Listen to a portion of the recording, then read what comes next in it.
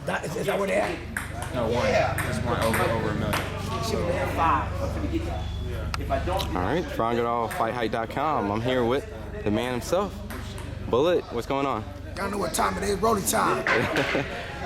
First and foremost, how's training camp? How's everything been going on? Training camp been great.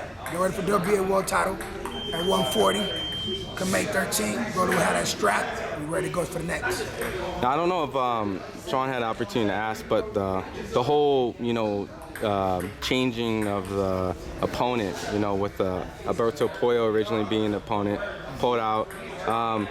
Do you suspect that was foul play, or you just think maybe that was just contamination and, or just negligence? That's not my, it's not my jurisdiction. So I'm not gonna go into that, you know what I'm saying? Whenever somebody puts something in their body, they know what they put in their body. If they don't know, then the doctor should let them know. If the doctor didn't allow them to know, then that's on the doctor. These guys, they work very hard for their careers, and they work extremely hard to be champions. And I feel like if he earned a championship, that he would have put something in his body, on purpose. You see what I'm saying? But that's just my opinion of a real person with integrity, a real fighter with a real championship heart. With that being said, are you just happy for the fact that you guys are fighting for a world championship fight? Or was it a little disappointing that it wasn't Alberto Puello specifically? I mean, fighting for a world title and fighting for vacant world title are two different things. See, fighting for a world title with somebody that has the belt, it's kind of more, it gives you more of a drive. Fighting for a vacant title, it's still good because now we're gonna get a belt, but we didn't take it from somebody. So for me, it's like, it's a little bit, it's like a notch down from a 10 to a 9, but it's still a great opportunity, still a great moment, and it's gonna put us on a platform where we need to be. And I've got the chance to see the interview with Rolly, with Sean, and I know Rolly's gotten criticism just for being like a trash talker, but a lot of people have been mentioning in the comments that he's matured a lot. They like seeing, do you feel like that's a part of this particular training camp, that it's not really having to trash talk and sell, but more just let's get the job done, let's focus real in and just kind of get that underneath our belt? Yeah, I mean, it's been a year since we've been in the ring. Before that, it's been a year also before that. So it's a lot of time to mature in between those periods of time, which is good, which is a great thing. Most fighters fight 3 or 4 months. Rolly opportunity to develop in between the fights, and he's made jubilees in his maturation, and just moving forward with his career with a different mindset, not just to be a puncher, but to be a boxer, to accept the boxing side, to accept the jabbing, to accept a lot of things that, is so easy for him. He could have easily boxed somebody jab, but he likes the challenge, you know what I'm saying? So this camp, we've been working a lot of patience, a lot of keeping hands where they belong, just a lot of little things. You can't change his game really like that, but you change his mindset, and it could evolve. You know what I'm saying? And seeing that division is also just as stacked as the division that he left. There's also another world title fight going on between, a good friend of Teofimo Lopez fighting Josh Taylor. I'm assuming that, if all things work together, that fight still probably won't be between Teo and Rolly, just because of the fact of their friendship, right? Yeah, no, we're not even looking in directions to even have a conversation about fighting Teo. I think Teo and Rolly could go in, like I said, at 35. The situation was for me and Theo and Rolly, in my mind, was them to clear out the division and them to eventually get a mega fight. Oh, really? You know what I'm saying? Theo got sick, he lost his undisputed. Rolly got caught by Tank, you know what I'm saying? We got caught in 2 different situations, but now we can go to 140, and guess what? So it is a possibility that, okay. I mean, nothing is out of the picture when it comes to the fight game. 2 best friends can get out, 2 brothers can get out, you know what I'm saying? But at the end of the day, you gotta give the people what they want, and if you're at the top and you're at the top, it's only one king, you know what I'm saying? So. And I assume it's safe to say that you guys would be rooting for Teo in that fight. Yeah. Just how did Teo better bring that shit. He's gonna bring it. Teo is always in shape. He's just a bad boy, man. Teo has it all. And what's his name? Josh Taylor. Coming back, it's been a while. So to really be on the level, after the 6-7 round, we'll start to see what's gonna happen in that fight. Because then you get to see who's respected more in the fight. In the first few rounds, a lot of people can do the first 3-4 rounds, but then come to that 6-7, it's a different ballgame. You know what I'm saying? I know a lot of fans and pundits have criticized, you know, Taylor and T.O.'s performances last, you know, because they're used to seeing accustomed to a certain thing. Do you feel like going into this particular fight that because of all the criticism they've gotten in their previous performance, it's kind of like a make or break for either or no? Let me explain something to the people. When you're in there with an opponent that you're not supposed to be in there with, meaning that they're not on your level, it's kind of hard to really showcase your skill and your talent. It's like sparring session. When you spar with somebody that you ain't supposed to be in the ring with, but you're getting some rounds, you don't get up for that. Yeah. When you spar with somebody that, okay, we're gonna spar, we finna put that work in, you're gonna be sharp, you're gonna be fast, you're gonna be protected, you're gonna be all that. But their last 2 fights, are what you call step-up fights. Yeah. Fights to get back into contention. And that's all that is. I expect them to be great. Fight night, I expect them to bring the best out of each other. I mean, you know, and mentioning criticism, some people's criticized, you know, Ryan's performance against Gervonta. I'm one of them. What is the criticism? I just feel like when Ryan got caught with the uppercut, I think that was a more dangerous punch to me that he could have stayed down than him going down for that body shot. When you look at a guy with a body shot, there's a certain feeling, a certain grimace, a certain like amount of pain that they're going through. Like, come on, bro. Like, fight. The punch is a good punch, but not a punch to stop the fight. I feel like he did enough. Maybe he was getting tired. Maybe the fear was kicking in, and he quit. So that's my opinion, though. I'm entitled to my opinion. Was it because the fact that right after 10 count, it stood up immediately? Yes, right after the 10 count. Okay, now I'm fine. Come on, bro. If you're not fine, you're still gonna be like, they're gonna get him a stool, sit him down, they'll keep him on his knee. You know what I'm saying?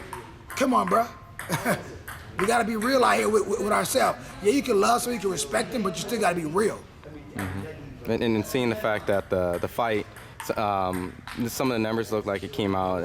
Their Keith Idert reported they did 1.2. I know we spoke a little bit off camera, but is that considered a success? And if not, why not?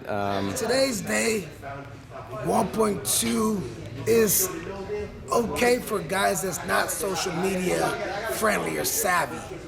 And it's a fight. The reason why it was so low at 1.2 to me, it wasn't for a belt. It was too much going on, and people know. Everybody, 90% of the people knew that after 6 rounds, Tank was gonna win the fight. 90%, maybe 100%. I had my predictions. I told the world my predictions, everything. Yeah. But at the end of the day, for Ryan Garcia to be that big of a social media star, you guys see when it comes to buying pay-per-view and sitting there busting them seats, it's a big difference. You know what I'm saying? A lot of people came more for Tank, you know what I'm saying, than they thought was going to come more for Tank, and we on the West Coast. Really? And why is that? You can hear the audience. I mean, you can hear the press conferences. You can hear everything, the weigh-ins. Yeah. Come on, bro. It's too simple for like other people to control the narrative of what you hear, what you see. See, don't nobody control what I hear, what I see, or what I know. You know what I mean? So would you say that wasn't okay for Tank and bad for Ryan? It was okay for both of them. Okay. I think those numbers should have been way bigger. But you got 2 guys from the United States. See, Pacquiao Mayweather, 500+ million. You got the whole Philippines. You got the whole United States. You see what I'm saying? You got to look at numbers like that. Those are things that you got to consider. Now, Lomachenko, Devin Haney, that's supposed to be great numbers, because now you got the whole country following Loma, the whole country following Devin. That's supposed to be more than 1.2, really. If you would think about it, that's why you bring people from across the seas to fight people from here and vice versa, because the numbers, it's a business. Do you think the Devin and Lomachenko numbers are going to be rivaling or does better than the... Well, at the undisputed World Championship, it should be. That's all I'm going to say. I get what you're saying. I believe that Devin is going to beat Loma, and Devin is going to separate himself from the rest, but people got to buy in. Now, if he beat Loma in a decisive way, now him and Tank need to get it in. Like if he stops Lomachenko or something like that? No, even if he 12-0, 10-2, I think Devin can do it. Do you think, like, based off boxing politics, I know that we got Gervonta and, Ryan Garcia, but you think that we can get that again, because it took some time for him. Yeah, but also you gotta remember this, Jermaine Ortiz beat Lomachenko. He was robbed for this fight to happen because of the business side. You understand what I'm saying? Jermaine Ortiz just don't speak up on it. No. But I speak what I see. He did not lose to Lomachenko. So now I think when Devin really breaks him down, they gonna understand that Loma is done. You know what I'm saying? Loma gotta, if he's not done, he gotta come up the first half of the fight and show out. He cannot wait 5-6 rounds and catch up against Devin Haney. Because Devin not gonna get tired. Devin ain't gonna get hit. You think Tank will want to take that fight after, you know? Yeah, Devin versus Tank, and Devin. Immediately Tank. though, like. Yeah, you hot right now. Yeah. You in shape, you ready, your IQ is up. Devin, Tank, Shakur. Those are the 3 at 35 right now. You know what I'm saying? If Devin move up to 40, then it's different. You know what I'm saying? But if they fight against anybody, if them two fight at 35, they gotta be each other. You know, if Devin decides to move after Lomachenko fight with the undisputed rules, he'll have options to kind of go to certain sanctioning bodies and move certain ways. Yeah. You know, maybe a Teofimo, Josh Taylor, or even, you know, the winner of the Rolly fight. Would you be calling if you find out Devin, like, moves up to 140? Anybody with straps, anybody that we feel we are in the same division, we want to fight, Team Rolly, we're going to fight them. You know what I'm saying? We're not those guys that pick and hide behind contracts, hide behind a promotion. Well, anybody on our team can say, Bully, y'all want this fight? Rolly want this fight? Yes, sir. You know what I'm saying? It's boxing. And then seeing the fact that Tank did go up to 140, fought Mario Barrios. A lot of people have been, you know, loving the idea of the trash talking, you know, maybe Tank and Rolly again. A lot of people. Tank and Rolly again to me is bigger than him and fucking Ryan Garcia. Ryan Garcia didn't do shit with Tank. You know what I'm saying? It was like, it was all a game to Tank. You know what I'm saying? Rolly brought more of an obstacle, more of a threat, more of a fear to the situation. You can talk, but he backs the motherfucking shit up too. You know what I'm saying? And that's what it is. People know Rolly come to fight. And that's what people want to see. You know what I mean? And then my last question, just for just purposes and breakdowns, I should be flying out to Dallas sometime to cover the Jake Paul versus Nate Diaz press conference. I don't know if Nate's gonna show up because of, I don't know, did you see the choke? Like he was choking, I'll show you later. But I'm sure you know about Jake Paul. Do you know a little bit about Nate Diaz? And MMA, yeah, the MMA. He had a great boxing background. People don't know why he became a champion in the UFC because of his boxing background. Yeah. You know what I'm saying? I don't know about his activity of late to where we'll come and do this exhibition, but at the end of the day, is it an exhibition or is it a real fight? No, it's a real fight. It's a real, you know, it'd be, I mean, do you think this is, because, you know, Jake's coming off the loss with Tommy Fury, and, you know, psychologically, I mean, he brought, I think Mosley's back in his camp. I think he's late 30s, I'm assuming. So he's almost at the 40-something hump. Because of point in time, you gotta hang that shit up. Yeah. And after all the wars and all the stuff that Nate's been in, yeah, Jake Paul ain't the best boxer, but he's young and he's strong. You think that's what's gonna? You think Jake's gonna win? Jake's youth in this situation is gonna help him more than people think that Nate Diaz's experience is gonna help him. Because after a while, bro, me at 43 right now, I give you the best 3-4 rounds of your life, but after that, I'm ready to go. I'm tired. You know what I'm saying? You know what I mean? But honestly, I use 6. But honestly, I give the edge to Jake Paul in that situation. And for him to get back in the ring to really want to keep going, I applaud him. Good shit. You know what I'm saying? Do you think that Jake needs to spectacularly knock out Nate Diaz to kind of get the? Because you know a lot of boxing public kind of like. Yeah, if you don't knock him out, because he's like a doorkeeper for you at this point. Yeah. Either you should quit or keep going. Nate is your gatekeeper. So now if you don't get through that door, you can forget about it, Jake. You know, so you might as well call me and fight me. You know what I'm saying? I'll fight your big ass. And my last question on all that is just, you know, because Jake is taking a loss, and a lot of people criticize, like, all right, you fought NBA players, you've knocked out practically all your MMA guys, you're coming back to MMA guy, you lost to your only boxer. It's like, you have to understand, boxing is boxing. If you're not really true with it, it's not gonna work out for you. No matter how you may believe or what you may think in your mind, brainwash yourself. It's not gonna happen. You're with a real boxer, you're gonna get real boxer shit done to you. All right, well, appreciate the time. Looking forward to May 13th. Rolly back in action. Cosmopolitan, baby.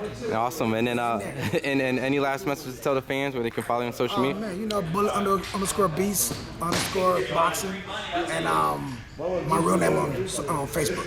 Awesome. I'm on L. Gordon. Appreciate it. Bang, bang.